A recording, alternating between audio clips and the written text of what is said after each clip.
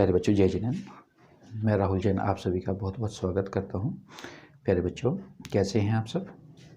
उम्मीद करता हूं अच्छे ही होंगे और आप सब बहुत अच्छी तरह से तैयारी कर रहे होंगे यूपी बोर्ड एग्ज़ाम की, क्योंकि बोर्ड एग्ज़ाम स्टार्ट हो चुके हैं। आज फर्स्ट एग्ज़ाम था 10th और 12th क्लास का। 27 में यूपी बोर्ड का मैथमेटिक्स का एग्ज़ाम है और उनके पास समय भी बहुत कम है। समय की कमी को ध्यान में रखते हुए मैंने एक नोट्स बनाया है जिसमें इम्पोर्टेंट क्वेश्चन है जो बोर्ड एग्ज़ाम में आते ही आते हैं हमेशा।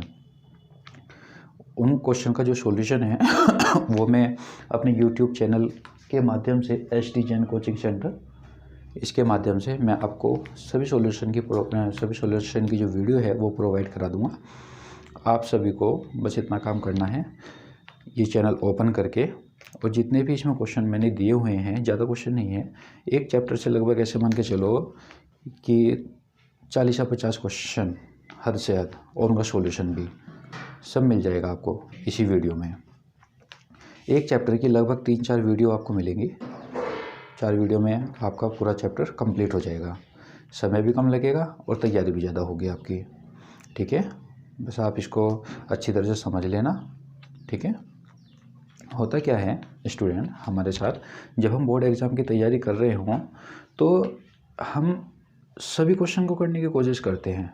उसमें बुक में कुछ क्वेश्चन ऐसे भी होते हैं जो बहुत ज़्यादा इम्पोर्टेंट होते हैं, और कुछ क्वेश्चन ऐसे भी होते हैं जिनके आने के चांसेस बिल्कुल 1 या 2% हैं, 0% समझिए। लेकिन हम लोग करते क्या हैं, उन क्वेश्चन में अपना टाइम वेस्ट करते हैं। हमें पहले क्या करना चाहिए, जैसे हम कोई भी टॉपिक पढ़ रहे हैं, किसी भी चैप्टर को ले लो, कोई भी, जैसे हमने सारणिक ले लिया, डिटर्मिनेंट 12th क्लास का 4th चैप्टर जो आज मैं करा रहा हूँ, उसको सबसे पहले आपको एक पेज पर उसके जो रूल्स है पूरे चैप्टर के वो लिख लेने चाहिए। उसके बाद उसके में जो फॉर्मूले लग रहे हैं वो याद रहने चाहिए आपको।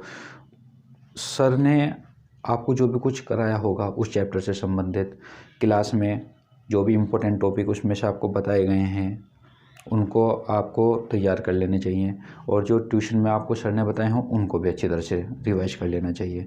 सभी के चक्कर में मत पड़े, अगर सभी करोगे तो जो आपने पढ़ लिया वो भी आपका वेस्ट जाएगा। ठीक है, इसलिए अब टाइम ज़्यादा नहीं है, इसलिए मैं इम्पोर्टेंट क्वेश्चन जो सिलेक्ट मैंने किए हुए हैं उनका मैं वीडियो आपको प्रोवाइड करा रहा हूँ। अब टाइम वेस्ट ना करते हुए मैं आपके क्वेश्चन स्टार्ट कर रहा हूँ, देखिएगा।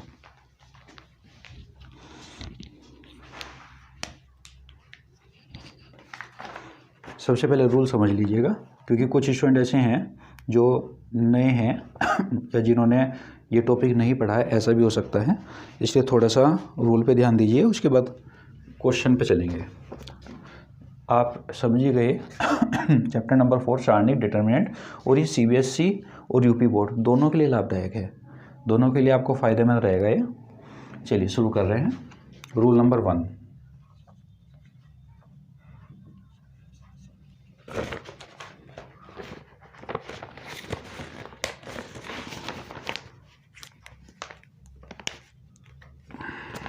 रूल नंबर 1 है आपका, यदि सारणिक की पंक्ति को कॉलम में, कॉलम को पंक्ति में बदल दें तो सारणिक नो चेंज रहता है। यानी कि सारणिक की पंक्ति को, पहले सारणिक समझ लीजिए होता क्या है। ये होता है सारणिक, आपके पास इस तरह से 2 खड़े कॉलम आपको मिलेंगे और इसके अंदर कुछ इस टाइप से लिखे होते हैं, कुछ ऐसे लाइनें मिलेंगी, मतलब ऐसे कॉलम रूप में लिखे हुए हैं, उसको हम बोलते हैं स्तंभ। C1 C2 C3 ऐसे स्तंभ, और ऐसे होता है आपके पास पंक्ति।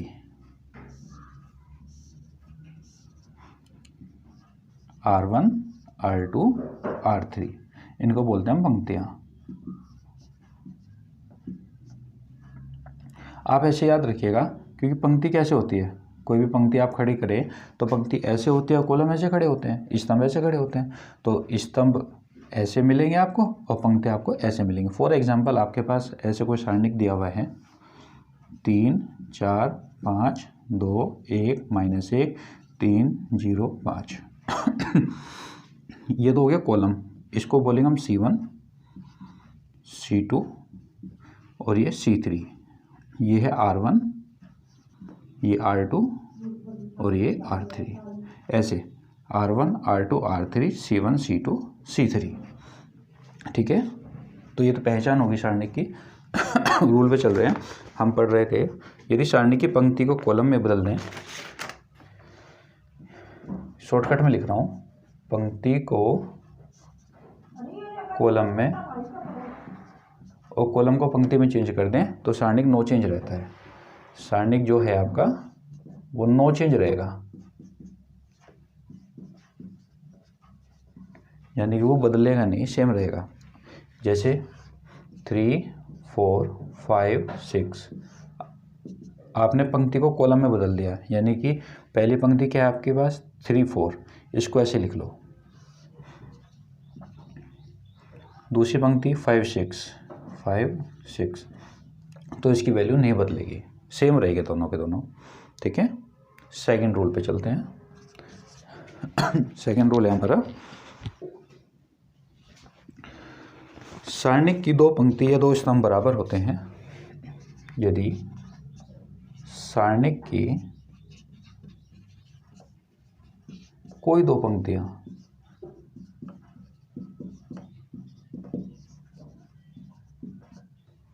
या स्तंभ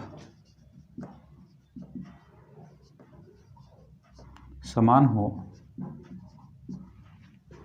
कोई दो पंक्तियां या स्तंभ समान हो तो सारणिक का मान 0 होता है। ऐसे शॉर्टकट में लिख रहा हूँ मैं, सारणिक की वैल्यू क्या होगी 0। For example 3, 4, 2, 0, 2, 1, 3, 4, 2। हम देख रहे हैं पहली पंक्ति और तीसरी पंक्ति, यानी कि देखो R1 और R3, R1 और R3, R1 इक्वल R3 के है, तो इसकी वैल्यू बिल्कुल डायरेक्ट 0 होगी, आपको इसको सोल्व करने की ज़रूरत नहीं है। एक एग्जांपल कॉलम वाइज ले लें, 2, 0, 6, 3,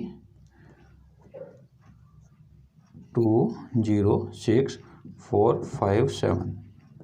ये देखो पहला कॉलम और थर्ड कॉलम, यानी कि C1 बराबर C3, C1 और C3 ऐसे रखो पेन, ये C1 है और ये C3 है। C1 बराबर C3, इसलिए इस सारणी का मान क्या होगा 0 होगा, 0 होगा। रूल नंबर 3 पे आइएगा। रूल नंबर 3 है आपका, यदि सारणी की पंक्ति को, यदि सारणी की एक पंक्ति को दूसरी पंक्ति में बदला जाए या दूसरी को पहली में बदला जाए तो सारणिक नेगेटिव हो जाता है। जैसे सारणिक की किसी पंक्ति को, किसी भी पंक्ति को, जैसे पंक्ति यानी कि R1 ले लिया मैंने, R1 को पंक्ति में ही बदला जाए, यानी कि R1 की जगह R2 रख दो, R2 की जगह R1 रख दो, पंक्ति को पंक्ति R2 में बदला जाए, रिप्लेस किया जाए,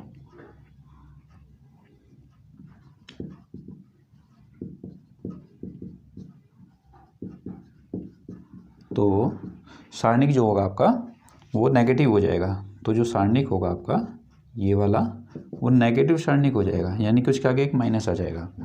पंक्ति को पंक्ति में, R1 को R2 पे। एग्जाम्पल देखिएगा 3, 4, 2, 6 पहली पंक्ति है, दूसरी पंक्ति है, पहली पंक्ति को दूसरी में रख दो, दूसरी को पहली की जगह रख दो, यानी कि आप रख दो 2, 6, 3, 4। 2, 6 ऊपर आ गया, 3, 4 नीचे आ गया, तो बस यहाँ पे एक माइनस हो जाएगा और कुछ भी नहीं है। R1 को हमने R2 में चेंज कर लिया, या R1 को R3 में भी चेंज कर सकते हैं अगर हमारे पास ऐसा कोई सारणिक है 2, 4, 6, 3, 2, 4, 9, 3, 1। या फिर एक काम करें, इसे हम कॉलम वाइज चेंज कर रहे हैं, C1 को C3 में, C3 को C1 में चेंज कर रहे हैं, क्योंकि केवल पंक्ति ही नहीं बदली जाती, कॉलम भी अगर हम बदलें, कॉलम की जगह कॉलम रख दें तो भी चेंज हो जाता है, मतलब तो भी नेगेटिव आ जाएगा उसके आगे और कुछ नहीं होगा।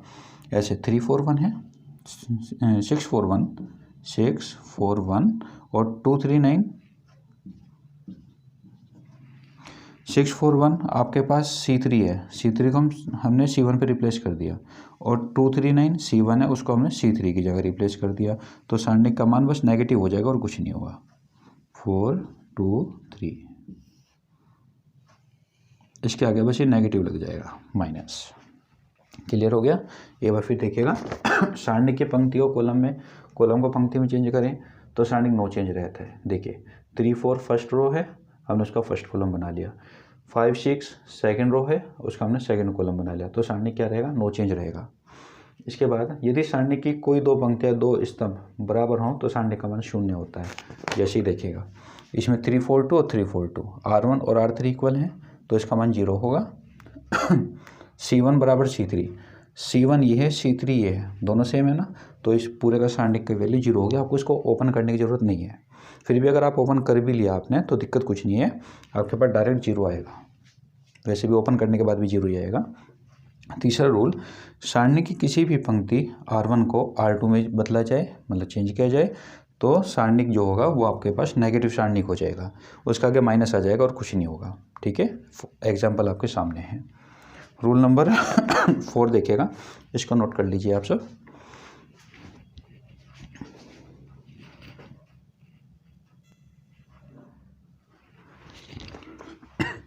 लीजिए बच्चों, रूल नंबर 4 है आपका, यदि सारणी की कोई भी पंक्ति या स्तंभ, यदि सारणिक के किसी भी स्तंभ या पंक्ति के सभी एलिमेंट के किसी भी पंक्ति या स्तंभ के सभी मान, सभी अंक ले लो, अंक 0 है, तो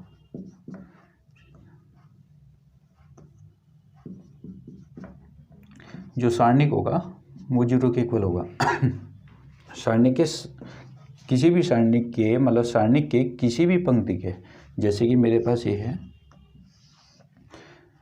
2 3 4 0 0 0 2 -3 9, इस पंक्ति के सभी एलिमेंट, सभी डिजिट 0 हैं, तो इस पूरे का मान 0 होगा, बिल्कुल डायरेक्ट 0 होगा। डायरेक्ट 0 अप्लाई कर सकते हैं, कॉलम वाइज ले लो, 2 9 7 2 3 4 0 0 0, इस सब का मान भी आपका 0 होगा, क्योंकि इसके सभी एलिमेंट 0 हैं, सभी एलिमेंट 0 होने चाहिए। ठीक है, तो उसका मान 0 हो जाएगा। इसके बाद ऑपरेशन लगाने की विधियाँ, ऑपरेशन लगाने की विधियाँ देखिएगा, ऑपरेशन लगाने की विधियाँ,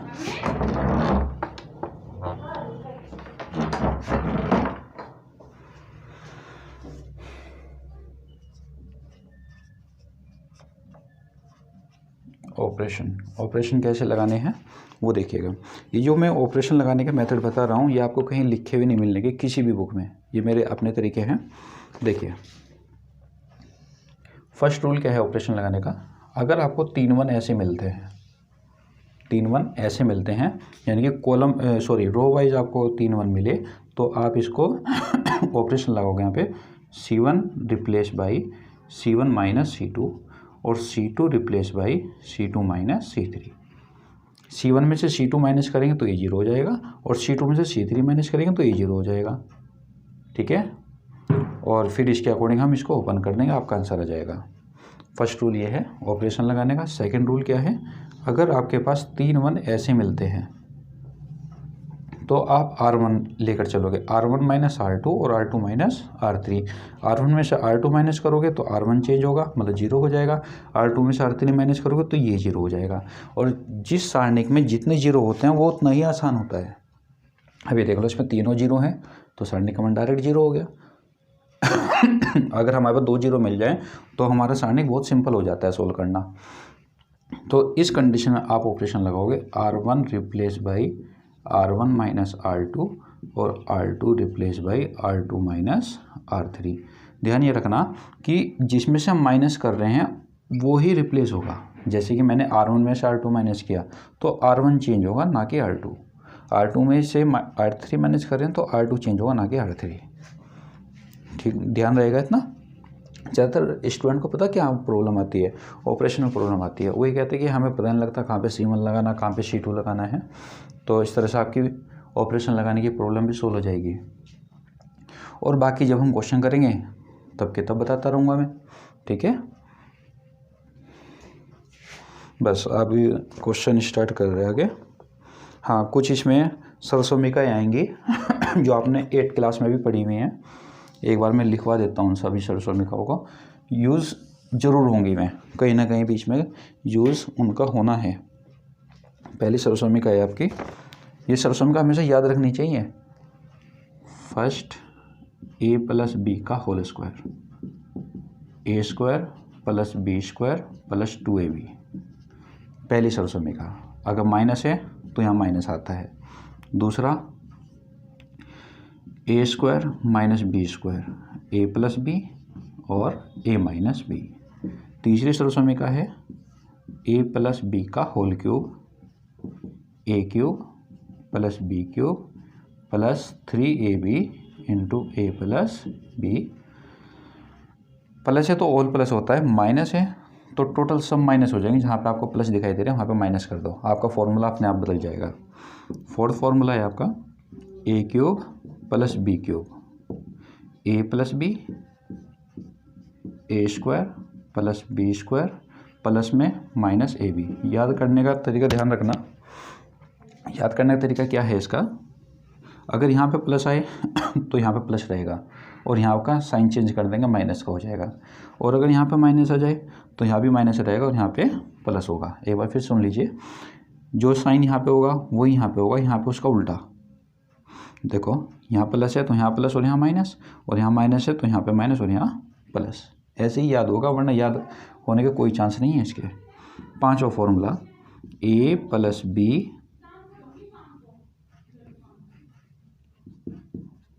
+ c का whole square, a² + b² + c² + 2ab + 2bc + 2ca।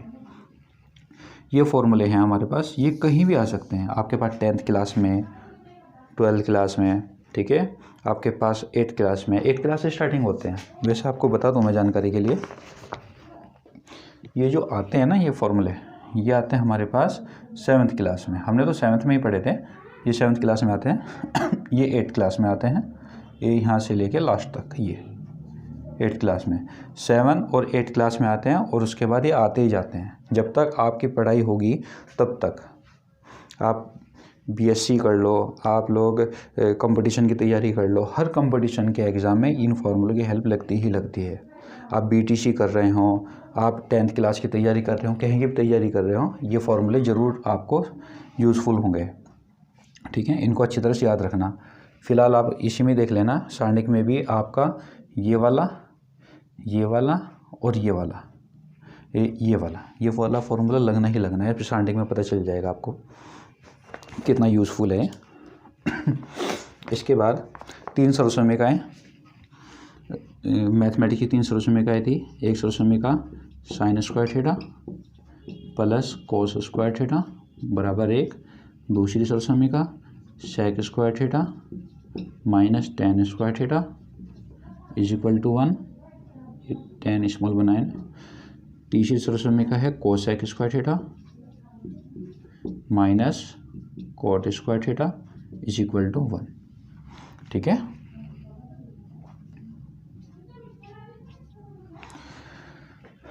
ये सभी फॉर्मूले आप नोट कर लें। इसके बाद एक फॉर्मूला और रह गया, त्रिभुज का अक्षरफल ज्ञात करना। नोट कीजिएगा आप इन सबको।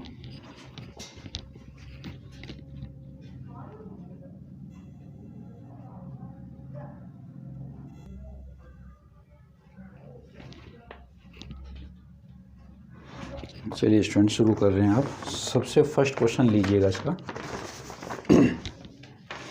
हाँ, एक फार्मूला रह गया था आपको, वो लिखवा दूँ जरा मैं। एक सूत्र और याद रखियो, 4 नंबर का फॉर्मूला है इसका। यदि बिंदु दिए हुए आपको x1 y1 x2 y2 और x3 y3 और आपको त्रिभुज का क्षेत्रफल निकालना है।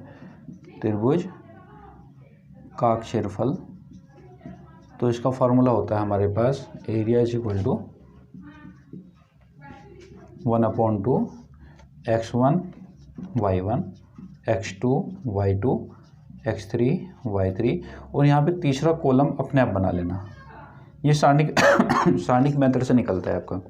त्रिभुज का क्षेत्रफल आपको 3 बिंदु दिए हुए होंगे और त्रिभुज का क्षेत्रफल पूछेगा और ये भी कहेगा कि सारणिक विधि से ज्ञात करें, क्योंकि त्रिभुज का क्षेत्रफल हम 10th क्लास के मेथड से भी निकाल सकते हैं। 10th क्लास के मेथड से निर्देशांक ज्यामिति में, कोऑर्डिनेट ज्योमेट्री में निकाल सकते हैं। लेकिन अगर आपने कोऑर्डिनेट ज्योमेट्री इसमें लगा दी, आपका आंसर सही आएगा, लेकिन आपको 0 मिलेगी उस पर, क्योंकि मेथड आपके पास ही नहीं है। आपके पास जो है सारणिक मेथड से आपको करना है। ठीक है, सारणिक मेथड से ही करना है। वहाँ पे लिखा हुआ आए सारणिक मेथड से करें या ना आए, आपको सारणिक से ही करना है। और ऐसा क्वेश्चन हमारे पास समाकलन में भी है। समाकलन, अगर समाकलन में आए तो समाकलन विधि से करना है आपको। ठीक है, और सारणिक से आए तो सारणिक विधि से करना है, वैसे लिखा हुआ आएगा वहाँ पे। इसके बाद शुरू कर रहे हैं आप।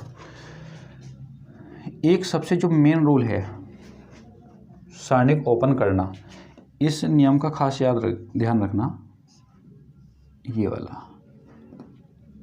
इसका मतलब ये होता है कि सबसे पहले हम गुणा इस साइड करते हैं, फिर माइनस लगाते हो, फिर उस साइड गुणा करते हो आप। देखो फर्स्ट क्वेश्चन है, आपको x का मान ज्ञात करना है। x का मान ज्ञात करें।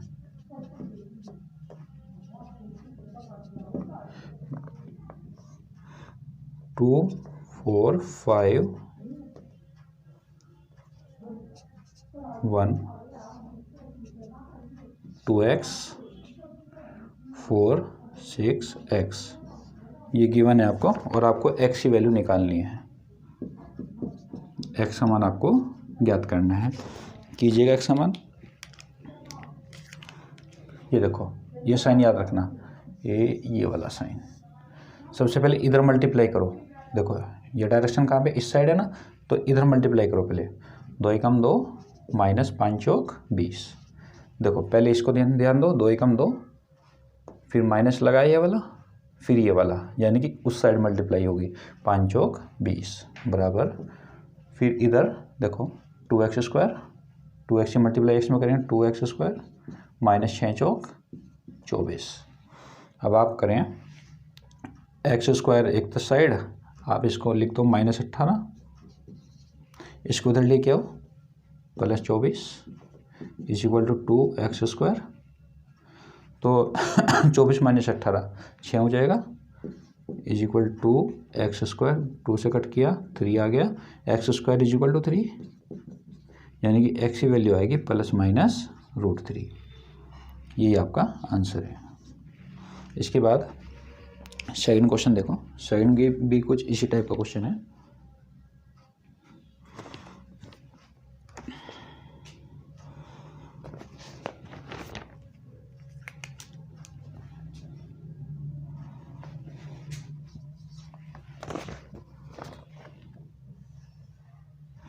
x² + xy + y² x + y x² -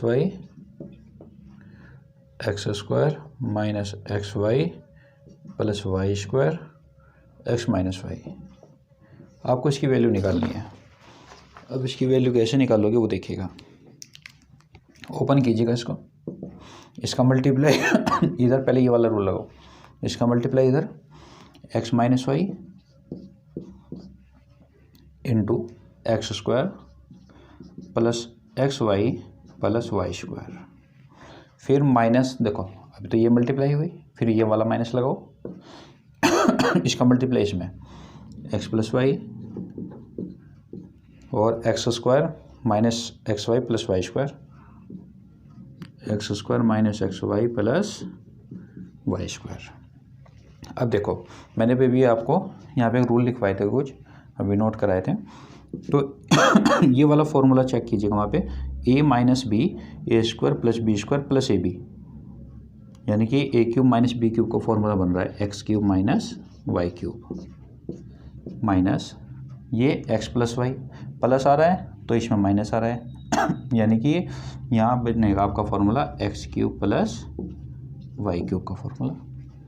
आप इसको अगर फॉर्मूले में A cube plus B cube लगाओगे आपके पास ये आ जाएगा, आपको बड़ी मल्टीप्लाई करने की ज़रूरत नहीं है, और अगर फार्मूला आपको याद नहीं है तो मल्टीप्लाई कर लेना, बेकार में टाइम वेस्ट होगा आपका आप ये फार्मूला अप्लाई करो, फार्मूले सारे याद होने चाहिए हमें, ठीक है।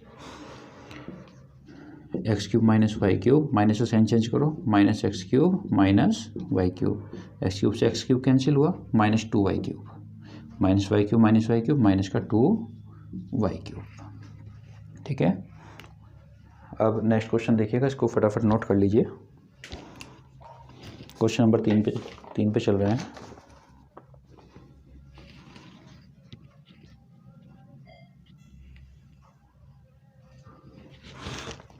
ये क्वेश्चन नंबर 3 देखिएगा,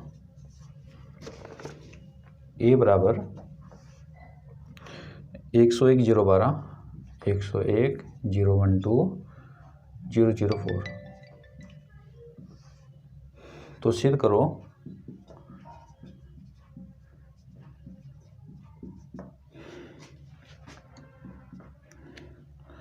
थ्री ए का सारणिक 27 ए सारणिक। देखिएगा इसका सॉल्यूशन क्या है। 3a, पहले 3a निकालिएगा, LHS लिया 3a, अब ये तो a की वैल्यू है, 3a निकालने के लिए हमें इसके सभी एलिमेंट में 3 से मल्टीप्लाई करना पड़ेगा। निकालिएगा 3 0 3 0 3 6 0 0 3 4 जा 12, ये हो गया। अब इसके बाद हमें जब सारणिक ओपन करना है, अब ओपन करना पड़ेगा सारणिक ओपन करने का रूल वही है। देखिए पहले आप 3 रखोगे, यहाँ पे ब्रैकेट लगाओगे। एक बात ध्यान रखना, सारणिक ओपन करने का एक ये वाला रूल याद रखना, plus minus plus minus plus minus plus minus plus, ये रूल होता है। तो सबसे पहले हम इसके हिसाब से चल रहे हैं, प्लस माइनस प्लस, प्लस है ना, तो प्लस 3 रखा। उसके बाद प्लस मतलब 3 से कनेक्ट जो है उसे छुपा लो। 3 से कनेक्ट एक तो ये वाली लाइन है और एक ये वाली लाइन है ये वाली और ये वाली। देखो ये बचे आपके पास, केवल इसको भी छुपा लो और इसको भी छुपा लो। क्या बचेगा, 12 तिया 36, ये वाला रूल याद रखो, 12 तिया 36 माइनस ये 0 हो जाएगा, 0 गुणा 6 में 0 होगा। उसके बाद फिर माइनस आ रहा है, माइनस लगाओ 0 रखो। अब 0 रखने के बाद इसको सोल्व करने की ज़रूरत नहीं है, वैसे सही मायने में तो जो 0 है ना उस पे भी एलिमेंट बनेगा ऐसे, मतलब उसके साथ भी इसी तरह से करेंगे 0 माइनस 0। 0 से कनेक्ट जो हैं, एक ये वाली first row column, first row और एक सेकंड कॉलम इससे रिलेटेड है, तो इसको और इसको छुपा लो। तो कितना बचेगा मेरे पास, 0 माइनस 0। वैसे करने की तो इसको कोई ज़रूरत नहीं है, पहले 0 आ गया ना, +3 पे आ जाइएगा, +3। ऐसे देखो 3 से कनेक्ट कौन कौन है, R1 और C3, 0 माइनस 0। अब आप इसको सोल्व करें, 36 दिया 108, ये 0 और ये भी सब 0, तो आपके पास 108 आ गया, ठीक है। इसके बाद 27A RHS उठाओ,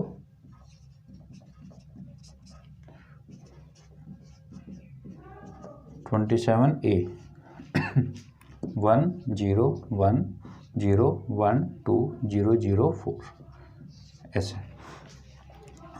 27 ओपन कीजिएगा 1 के अकॉर्डिंग, इसी के हिसाब से ओपन कर लो, फर्स्ट के अकॉर्डिंग 1 ऐसे और ऐसे। 1 से कनेक्ट जो हैं, एक तो first row and first column, तो ये और ये छुपा लो आप, इन दोनों को, ये दोनों छुपा लीजिएगा। तो कितना बचेगा, 4 माइनस 0। फिर -0 रखोगे, यहाँ ब्रैकेट बनाओगे। इसे सोल्व करने की ज़रूरत नहीं है, रहने दो, कोई दिक्कत नहीं है। +1 पे आओ। ये देखो 1 से कनेक्ट जो है, एक first row and third column, 0 -0,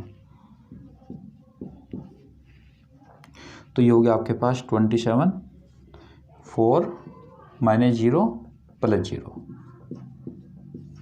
27 का 27 54 108, आपके पास 108 आ गया। तो आपने LHS सोल्व किया तो वो भी 108 आया। RHS की वैल्यू भी 108 है। तो इसका मतलब फर्स्ट एंड सेकंड यानी कि दोनों कंडीशन से हम कह सकते हैं LHS = RHS। ठीक है। सारणिक को ओपन हम कैसे भी कर सकते हैं, इस C1 के अकॉर्डिंग भी कर सकते हैं, C2 के भी, C3 के भी, कैसे भी आप ओपन कर सकते हैं। जिधर आपको 0 ज़्यादा दिखाई दे उधर से आप ओपन कर लो। देखो इसका एक शॉर्टकट तरीका और भी है।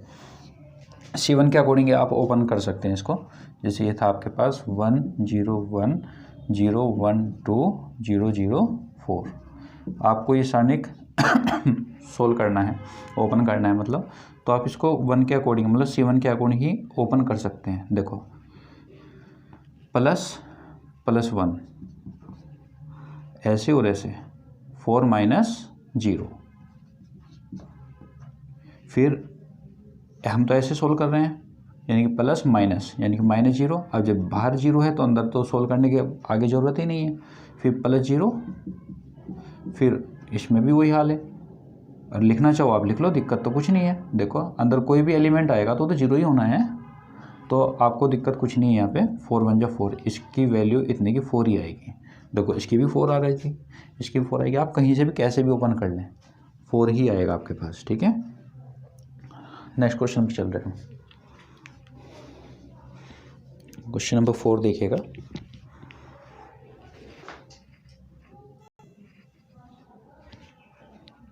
देखिए क्वेश्चन नंबर 4। क्वेश्चन नंबर 4 में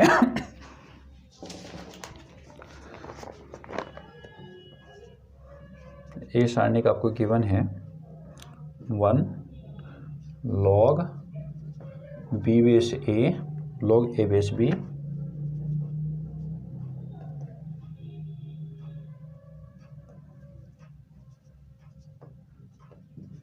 और 1।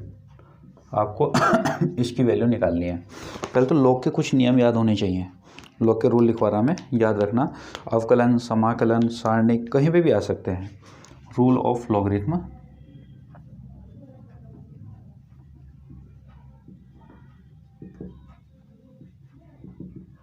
Rule of logarithm. First rule होता है इसका हमारे पास log m गुणा n, log m plus log n। Second rule log m upon n, log m minus log n। Third rule है इसका log m की पावर n, ये होता है n log m। यहाँ पे जो भी बेस होगा, बेस कुछ भी हो सकता है। यहाँ पे x भी हो सकता है, a भी हो सकता है, a है तो यहाँ पे बेस a ही लेंगे। जो भी बेस होगा वही बेस ले लेंगे हम यहाँ पे a। ठीक है, दिक्कत वाली कोई दिक्कत नहीं है ये। और एक रूल और भी है, fourth rule log a base b, इसको हम लिख सकते हैं log 1 upon log b base a। यानी कि जो बेस है अगर हम उसको log को अपॉन में ले जाएं तो जो ऊपर है वो बेस में जाएगा, जो बेस वाली वैल्यू है वो ऊपर आ जाएगी। यानी कि हम इसको ऐसे लिख सकते हैं। ठीक है, एक रूल और देखिएगा, पांचवा rule log m plus n या m माइनस n। देखिएगा ज़्यादातर बच्चे कंफ्यूज होते हैं इसमें, क्योंकि गुणा वाली वैल्यू प्लस में चली गई, डिवाइड वाली वैल्यू माइनस में चली गई, पावर सामने आ जाती है। मेन तो 3 रूल यही हैं। ये भी रूल होता है ज़्यादा यूज नहीं होता, कहीं कहीं इसको अप्लाई कर सकते हैं, करना पड़ जाता है जब क्वेश्चन में ऐसी सिचुएशन आ जाए तब इसका यूज होना है। लेकिन प्लस माइनस में लॉग में कोई रूल नहीं होता, तो इसलिए बस हम इसको कुछ ऐसे लिख देंगे, इसका कोई भी फॉर्मूला नहीं है। कितने बचे करते हैं, इसमें भी अंदर मल्टीप्लाई कर देते हैं। अगर अंदर मल्टीप्लाई करें तो ये वाली और ये वाली सिचुएशन नहीं बन जाएगी इसकी, बताओ आप। तो इसका कोई रूल नहीं है, इसलिए मैंने इसको ओपन कर दिया, मतलब इसको एम्प्टी, इसको खाली कर दिया मैंने, इसमें कोई रूल नहीं है। ठीक है, चलिए आप क्वेश्चन शुरू कर रहे हैं, इसको नोट कर लेना।